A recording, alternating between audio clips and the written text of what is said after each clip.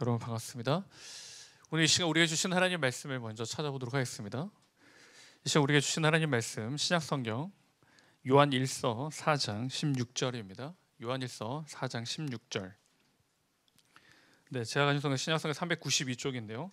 우리 한 목소리로 같이 한번 읽어보겠습니다. 요한 1서 4장 16절입니다. 하나님이 우리를 사랑하시는 사랑을 우리가 알고 믿었노니 하나님은 사랑이시라. 사랑 안에 거하는 자는 하나님 안에 거하고 하나님도 그의 안에 거하시느니라. 아멘. 네, 사랑하는 청년 여러분, 한 주간 잘 지내셨습니까? 네, 우리 옆에 있는 지체들을 보면서 이렇게 한번 오늘 인사해 보겠습니다. 눈을 보고 싶었습니다. 네, 정말 보고 싶었다는 표정으로 정말 보고 싶었습니다. 반갑습니다. 네, 오늘 초청 받아서 오신 분들도 계실 텐데 여러분 꼭 가실 때 마음을 다해서 준비한 선물을 꼭 받아가시기 바랍니다. 근데 우리 청년들은 이게 뭔지 궁금하지 않아도 돼요. 태신자를 위한 겁니다. 네, 꼭 받아가시면 감사하겠습니다. 네, 오늘 우리 주신 하나님 말씀의 제목이 나왔는데요. 우리 주보를 보면서 한번 읽어볼까요? 오늘 우리 주신 하나님 말씀의 제목이 뭡니까? 설레임입니다. 설레임. 설레임이라는 단어를 들을 때 딱 떠오르는 게 뭐가 있으세요? 네, 그럴 줄 알았습니다. 그래서 제가 적어놨어요. 네, 먹는 게 제일 먼저 떠오릅니다. 아이스크림이 먼저 떠오릅니다. 이 설레임이라는 건 우리의 언어 중에 하나인데요. 이 설레임을 어떻게 설명할 수 있을까요? 네, 우리 아시자매 설레임을 어떻게 설명할 수 있을까요? 네, 전문 직종이 있는 분인데 아무튼 설레임. 왜냐하면 이 한글을 영어로 표현하기 굉장히 어렵습니다. 그래서 노벨 문학상이 안 나오잖아요. 시큼하다. 영어로 뭐라고 할까요? 쌉싸름하다. 이거 영어로 어떻게 해야 되나요? 문학상이 안 나오는 이유가 있습니다. 제가 찾아보니까 이 설레임이라는 단어에 찾아보니 마음이 가라앉지 아니하고 들떠서 두근거림. 그게 설레임이라고 합니다. 그런데 이제 이 설레임이라는 단어를 바른 표기법으로 하면 설렘이라고 합니다. 설렘. 여러분 지난 한 주간 들떠서 두근거려 적이 있으세요? 두근거렸던 적. 들뜬 적이 있으십니까? 표정을 보니까 보아하니 딱히 없으신 것 같은데 모든 날이 다 두근거림이죠. 뭐 좋아서 두근거림일 수도 있고요. 또 힘들어서 두근거림이고 걱정이어서 두근거림이 있을 수 있습니다.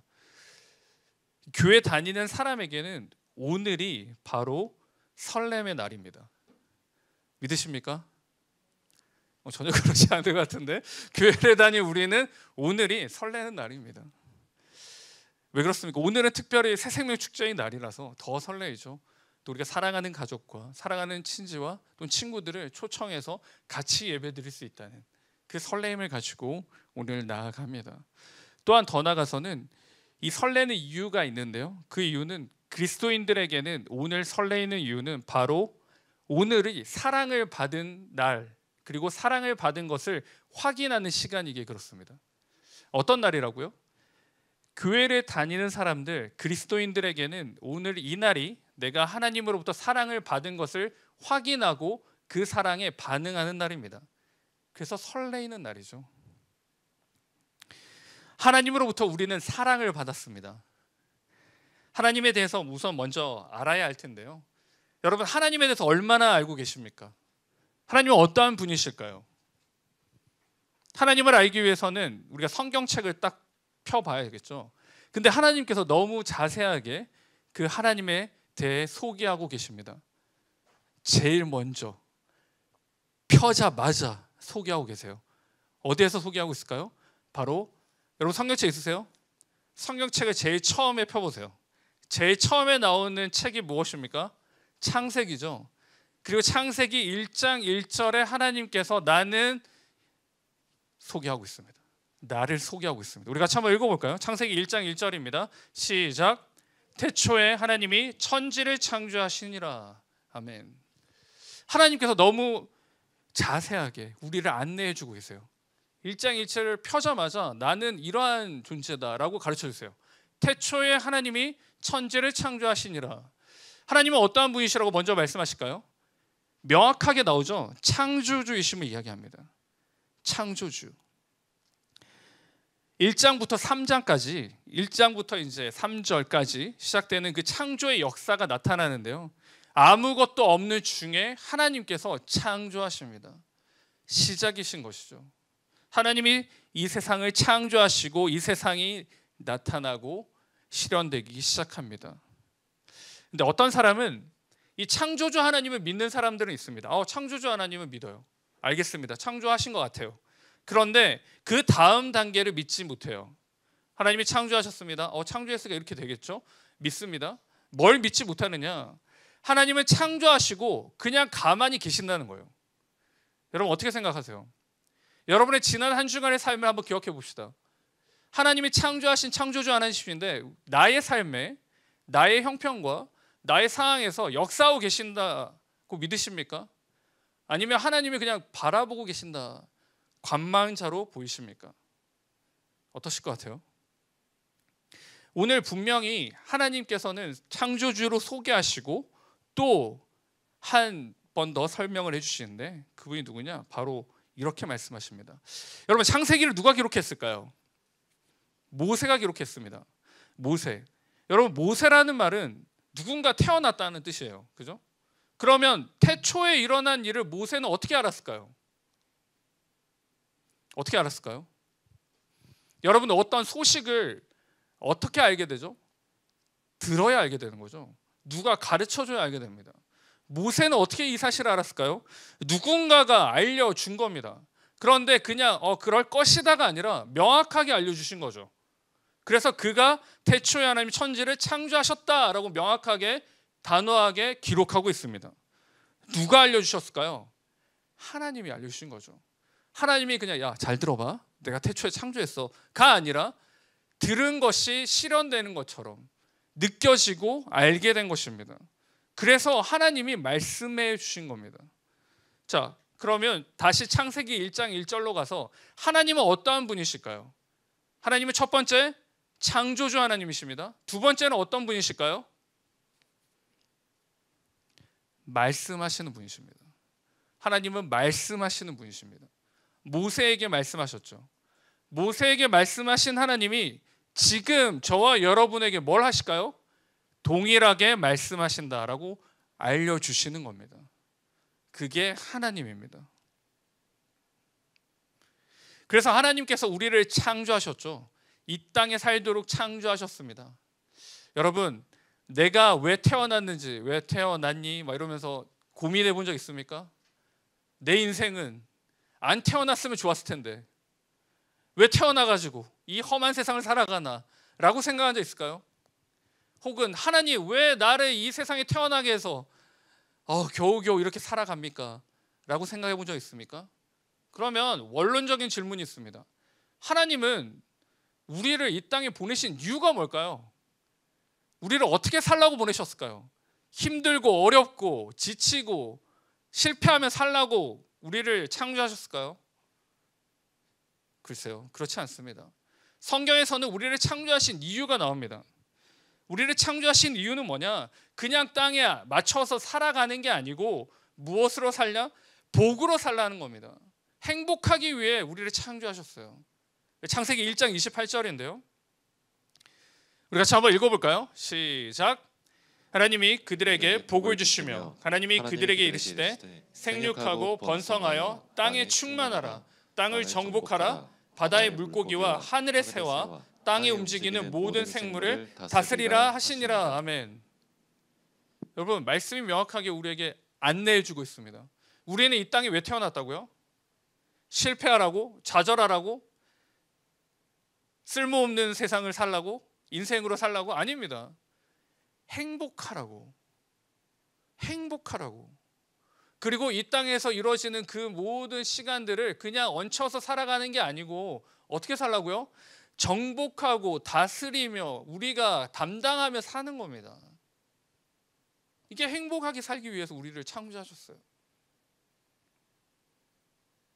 하나님이 왜 이렇게 명령하셨을까요? 하나님이 왜 우리에게 행복하라고 이렇게 명령하셨을까요? 그건 우리를 사랑하셨기에 그렇습니다. 사랑하셨기에 여러분을 창조하셨고 여러분이 행복하게 살기를 원하셨던 거예요. 그런데 지금 우리의 삶처럼 왜 우리의 삶이 이렇게 되었느냐? 바로 3장에 문제가 등장합니다. 여러분 잘 알고 있는 뱀이 등장하죠. 뱀이 등장해서 이제 아담과 하와를 꼬시기 시작합니다. 창세기 3장 3절에 보시면 이렇게 나오는데요. 동산 중앙에 있는 나무의 열매는 하나님이 먹지도 말고 만지지도 말라. 너희가 죽을까 하노라 하셨느니라 라고 말씀합니다. 여러분, 하나님께서 선악을 알게 하는 나무의 열매를 따먹으면 너희 죽는가? 이렇게 했을까요? 너희 죽는다라고 했어요. 정령 죽으리라고 했거든요. 근데 여기서 뭐가 들어왔을까요? 까가 들어왔어요. 까는 뭘까요? 추측이죠. 모르겠다. 뭐 죽는다고 했는데 해봐야 알지 않겠니? 뭐 이렇게 된 거죠. 자기 생각이 들어온 겁니다. 한 가지 목표가 생겼어요. 이 아담과 하와에게 목표가 생겼습니다. 죽을까 하노라의 목표는 무엇일까요? 내가 하나님이 되고 싶은 거죠. 이제 에덴 동산에서 하나님처럼 살았습니다. 모든 나무의 열매를 내 마음대로 먹고 내가 지배하고 내가 관리합니다. 하나님처럼 보여요. 근데 한 가지 안 됐어요. 한 가지만. 동산 중앙에 있는 나무의 과실은 먹지 못합니다. 이것만 하면 내가 이제 뭐가 될까요? 하나님이 되는 거죠. 하나님처럼이 아니라. 그래서 이들은 이걸 꿈꿉니다. 무엇을 꿈꾸느냐? 보여주세요. 뭐죠? 네, 이 정도는 우리가 다 또 한자 시간을 배웠잖아요. 중학교 때. 한자 시간이 없나요? 네, 독립입니다. 독립을 꿈꿉니다. 아담과 하와가 무엇을 꿈꿨느냐? 하나님처럼이 아니라 하나님과 관계없는 삶을 살고 싶어합니다. 독립을 꿈꿨어요. 우리 인생이 불행의 시작은 언제냐? 하나님으로부터 독립할 때였습니다. 관계의 단절입니다. 그러니 오늘 우리의 인생과 같이 되어버립니다. 힘들고 어렵고 지칩니다. 내 마음대로 안 됩니다. 제가 예화를 하나 들 텐데요. 사진 한번 보여주세요. 여러분, 여기 물고기가 파닥파닥 거리고 있잖아요. 저 물고기가 뭘 원하는 것 같으세요? 물고기가 뭘 원하는 것 같으세요? 저기 앞에 딱 보이는 저기 뛰고 있는 물고기. 우리가 지금 무엇에 대해서 이야기합니까? 독립에 대해서 이야기하죠. 저 물고기는 물에서 독립하고 싶은 거예요. 그래서 저렇게 뛰어오르는 겁니다. 근데 어떻게 해요? 독립이 실패하죠. 계속 어떻게 중력에 의해서 다시 떨어집니다. 그런데 한 마리가 성공해서 무트로 나갔다고 생각해 봅시다. 그러면 이 물고기는 이제 희망찬란한 꿈과 비전을 가지고 나는 이제 이 무트에서 열심히 살 거야. 이 땅에서 나는 이제 최고의 삶을 살 거야 라고 생각했을 텐데 결과는 어떻게 됐을까요? 그 다음 사진 보여주세요. 이렇게 됩니다. 물고기가 물에서 독립했을 때 어떻게 돼요? 뼈밖에 안 남게 되죠. 다시 우리가 말씀으로 돌아오면 독립의 결과는 사망입니다. 아담과 하와가 하나님으로부터 독립되었을 때 그들에게 남은 손에 쥐게 되는 것은 죽음이고 사망이었습니다. 하나님의 사랑에 대해서 이 사람들이 외면했죠. 그리고 배척했습니다. 그 결과 사망과 진노밖에 없습니다. 인간들이 사랑을 무너뜨렸어요. 하나님의 사랑을 무너뜨렸습니다. 하나님의 사랑을 저버렸고 거부했습니다. 여러분, 지금 교제 중인 분도 계실 텐데 우리가 사랑을 고백하잖아요. 고백해 보셨나요? 네, 한 걸로 하고 사랑을 우리가 고백을 하잖아요. 그리고 고백을 하면 거절을 하면 어때요? 거절받으면 어때요? 행복한가요? 즐겁나요? 아니죠. 거절감이 크죠. 위축됩니다. 힘이 없죠. 그래서 어떤 사람은 또 도전하죠. 제가 아는 어떤 한 형제는 한 자매에게 한 10번 정도를 그냥 그렇게 하면 안 돼요. 큰일 나요. 자매든 형제든 아무튼 10번 정도를 해서 어떻게 됐을까요, 여러분? 이 정도 스토리가 나오면 당연히 잘 안 됐어요. 끝까지 안 됐어요. 여러분, 안 되는 건 안 되는 거예요. 예? 형제 자매 여러분, 안 되는 거 안 되는 거예요. 네, 한 3번 하고 안 되면 안 되는 거예요. 진짜 사랑은 뭐냐면 진짜 사랑은 외면받아도 하나님께서 모든 것을 허락해 주는 거죠. 지금 이 외면한 우리를, 그리고 외면해서 잘 되면 되겠지만 외면해서 그 결과가 진노와 사망으로 가는 우리에게 하나님께서 어떻게 해요? 다시 기회를 주십니다. 다시 한 번 더 그 사랑의 역사를 허락하시고 나타내십니다. 하나님이 그냥 우리 인간과 같았다면, 그래 외면해? 알았어, 나도 할 만큼 했으니까 너도 너의 길 가. 그래 그냥 죽어. 뭐 이렇게 넘어가면 될 텐데, 하나님께서 끝까지 진정한 사랑을 몸소 실천해 주십니다. 그걸 저는 이제 하나님의 사랑의 언어로 표현했는데요. 그 하나님의 사랑의 언어 첫 번째가 뭐냐? 바로 개입하심입니다. 하나님이 창조하신 이 사랑하는 사람들을 위해서 개입하십니다. 죄로 인해서 인간들은 죽게 되었습니다. 독립으로 죽게 되었죠. 하나님과의 관계 단절이 되었습니다.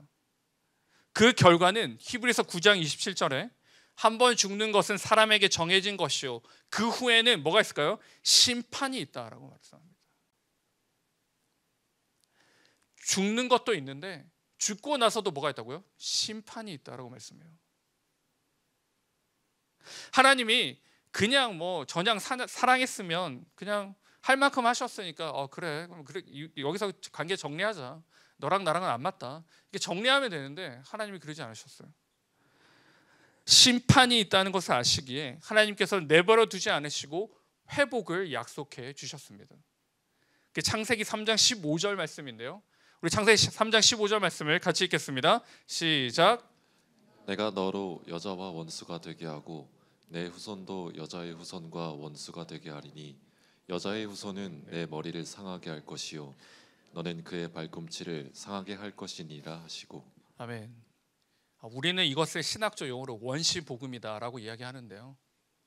하나님께서 외면한 우리에게, 그리고 사망과 죽음밖에 없는 우리의 인생에 어떻게 해요? 개입해 주시죠. 복음으로 개입해 주십니다. 다시 한 번 더 기회를 주시는 것이죠. 죽어야 하고 마땅히 죽는 우리의 삶에 하나님이 개입하셔서 회복을 약속해 주십니다. 여러분, 우리는 개입하는 걸 싫어해요. 우리의 인생에 누군가 훈수 두는 걸 싫어합니다. 여러분 좋아하세요? 누군가 한마디 하는 게 굉장히 거슬려요. 내 인생 내가 사는데, 엄마, 아빠, 내가 내 인생 사는데 왜? 굉장히 힘들어합니다. 근데 여러분, 하나님이 개입하심은 다른 측면입니다. 우리의 사망에 대한 개입이고 우리의 죽음과 진노에 대한 하나님의 개입입니다. 마땅히 이 개입을 우리는 어떻게 해야 될까요? 허용해야 하는 거죠. 마땅히 우리는 받아들여야 합니다. 이것이 하나님의 사랑입니다. 그냥 내팽겨 주지 않고, 그냥 버려두지 않고 내 인생과 내 삶과 나의 삶에 개입하시는 것, 사랑 말고는 설명이 힘든 것입니다. 두 번째, 하나님의 사랑의 언어는 무엇인가? 바로 내어주심입니다. 내어주심. 우리 요한복음 3장 16절 우리가 모두 다 암송할 것 같은데요. 같이 한번 읽어보겠습니다. 하나님이 세상을 이처럼 사랑하사 독생자를 주셨으니 이는 그를 믿는 자마다 멸망하지 않고 영생을 얻게 하려 하심이라. 아멘. 여러분, 여러분이 가지고 있는 것 중에 가장 귀한 게 뭐가 있습니까? 뭐가 가장 귀하세요? 지금 가지고 있는 것 중에. 이거는 절대 나눌 수 없고 절대 누구를 줄 수 없다. 뭐가 있을까요? 저희 첫째 딸이 그 시나몬인가요? 시나몬 캐릭터, 산리오 캐릭터 중에 그 뭐죠? 개 같은 애 있잖아요. 기 이렇게 날리는 애 뭐죠? 이름이? 캐릭터 이름 모르겠는데 아무튼 거기 카페도 가고, 저기 뭐야 어디 홍대 쪽에 있었는데 거기 카페도 가고 했었는데, 큰 마음 먹고 이 아이가 저한테 아빠, 내가 진짜 이거 진짜 이거 진짜 아무나 안 주는 건데 하면서 준 거 뭔지 알아요? 그 스티커요. 진짜 이거. 근데 내가 그래 이거 진짜 하면서 그래. 저는 아무 소용이 없잖아요. 귀하지도 않은데. 그런데 이 아이에게 이게 최고인 거죠. 다 준 거예요. 그거 준 거면 인생을 준 거예요. 여러분, 하나님께서 독생자를 내어주셨다라는 말은 뭐냐면 이 스티커를 준 게 아니에요. 여러분이 지고 있는 그 애착템을 준 게 아니에요. 뭐예요? 모든 것을 내어준 겁니다. 누구를 위해서요? 저와 여러분을 위해서 내어드린 거예요. 말을 잘 듣고 착한 자녀들에게 내어준 게 아니고 말은 무지하게 안 듣고 저기 가면은 험난하고 위험하고 끝이 보이는 그 길로 달려가는 누구에게요? 저와 여러분에게 내어주신 겁니다. 이것이 하나님의 사랑입니다. 독생자를 내어주시는 그 사랑, 독생자까지도 포기하는 그 사랑, 누굴 살리기 위해요? 저와 여러분을 살리기 위한 것입니다. 하나님의 사랑이죠. 세 번째, 하나님의 사랑은 무엇이냐? 하나님은 함께 하십니다. 이게 하나님의 사랑입니다. 독생자까지 내어주셨습니다. 그럼 이제 하실 거 다 하신 거 아닌가요? 아들까지 내어주셨는데요. 그리고 우리가 회복되었는데요. 아니요. 하나님께서는 거기서 멈추지 않으셨습니다.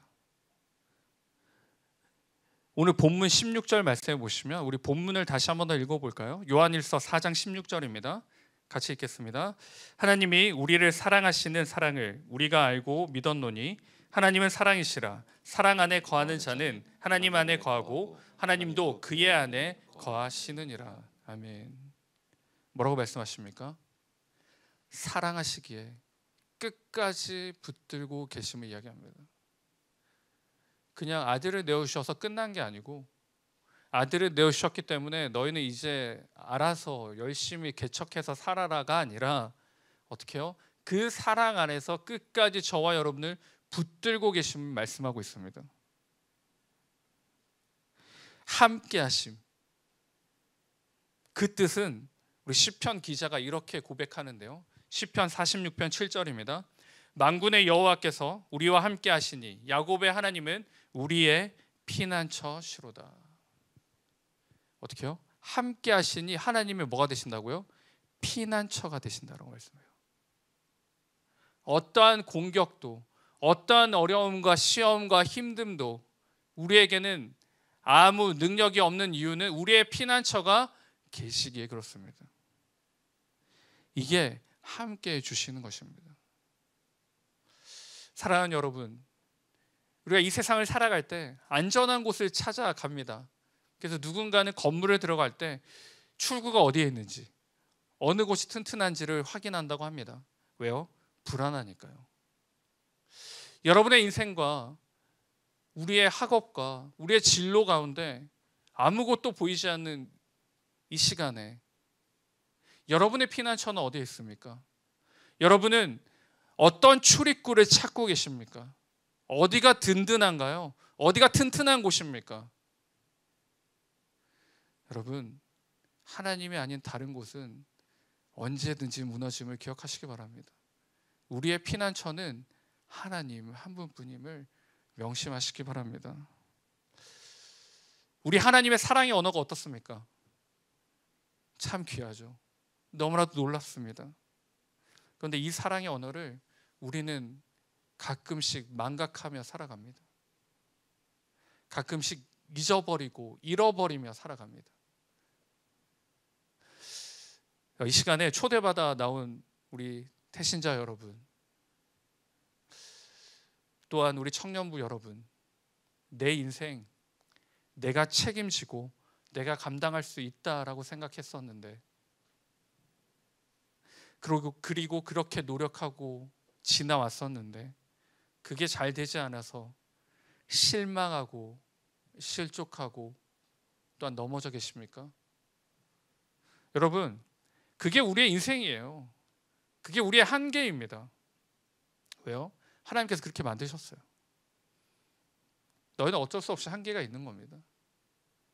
그런데 잘 들으세요. 그런데 하나님께서 한계를 지으시고 그냥 내버려 두시는 게 아니라 어떻게 해요? 하나님께서 책임지신다라고 말씀하시는 거예요. 너희의 인생에 한계가 있고 부족함이 분명히 있다라고 말씀하시고 나서 누가 책임지신다고요? 하나님께서 책임져 주십니다. 그래서 진짜 행복의 길, 진짜 설레이는 길은 하나님과 교제하며 함께 있는 그 길입니다. 하나님께서 행복의 초대를 이 시간 여러분에게 합니다. 마태복음 11장 28절인데요. 같이 큰 소리를 읽겠습니다. 수고하고 무거운 짐진 자들아 다 내게로 오라. 내가 너희를 쉬게 하리라. 아멘. 사랑의 하나님께서 여러분을 초대하십니다. 힘들고 어렵고 아무것도 보이지 않는 이 인생길에 왜 방황하고 있냐? 왜 방황하며 좌절하고 있냐? 내가 너의 피난처가 될 것이고, 내가 너를 사랑할 것이고, 내가 너를 품을 것이고, 내가 너를 붙잡아 주시리라고 말씀하십니다. 우리를 초대해 주십니다. 오늘 초청받아서 나오시는 여러분, 하나님께로 우리 같이 한번 가보시기 바랍니다. 그 하나님이 나의 인생을, 나의 삶을 변화시킬 줄 믿습니다.